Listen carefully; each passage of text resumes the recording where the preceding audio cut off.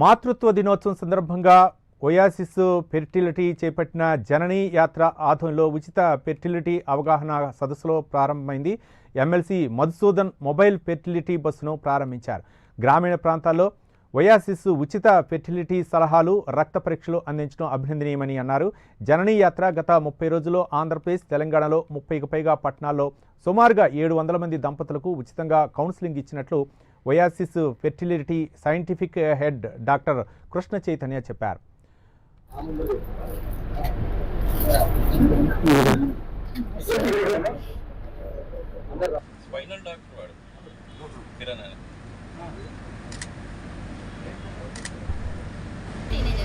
ఏంటి మీకు ప్రాబ్లం ఏంటని చెప్తారు. అంతవరకు వచ్చిన తర్వాత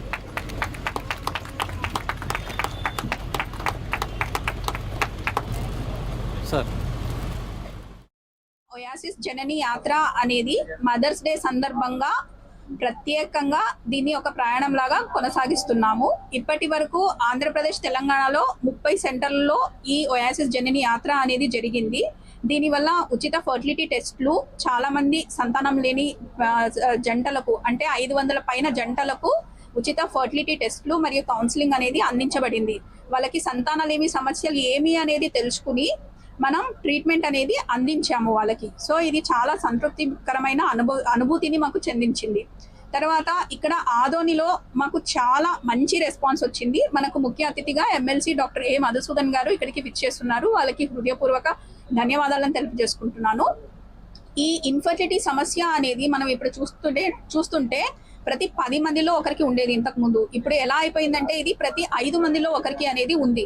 సో ఈ ఇన్ఫర్టిలిటీ సమస్య అనేది ఇంత ఎక్కువగా పెరగడానికి కారణాలు ఏంటి అంటే, ఒకటి అడ్వాన్స్డ్ మెటర్నల్ ఏజ్ అని తెలుసుకోవచ్చు. ఈ రోజున అబ్బాయిల్లో హ్యాబిట్స్, వాళ్ళకు ఉండేటువంటి హ్యాబిట్స్ అంటే గుట్కా తినడం అయితేనేమి, ఆల్కహాల్ తీసుకోవడం అయితేనేమి, సిగరెట్ తీసుకోవడం అయితేనేమి, లేదా వృత్తిరీత్యా అంటే వాళ్ళు ట్రక్ డ్రైవర్స్ అయినారనుకోండి, ఆ ట్రక్ డ్రైవర్స్ ఆ హీట్ నుంచి కూడా స్పర్మ్ ప్రొటెక్షన్ తగ్గిపోతూ ఉంటుంది.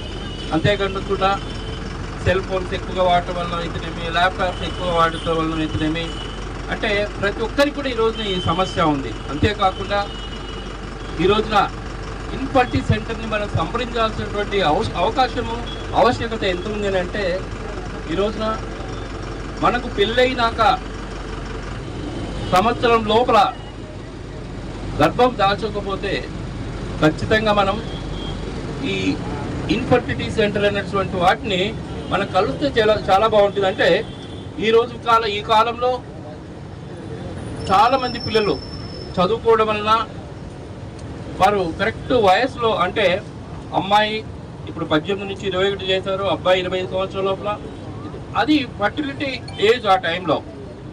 ఆ టైంలో కానీ పెళ్లి చేసుకోకపోతే ఎప్పుడో 30-35 ఇయర్స్ లేట్ మ్యారేజ్ అవుతే ఈ ఇన్ఫర్టిలిటీ రావడానికి ఎక్కువగా సమస్యలు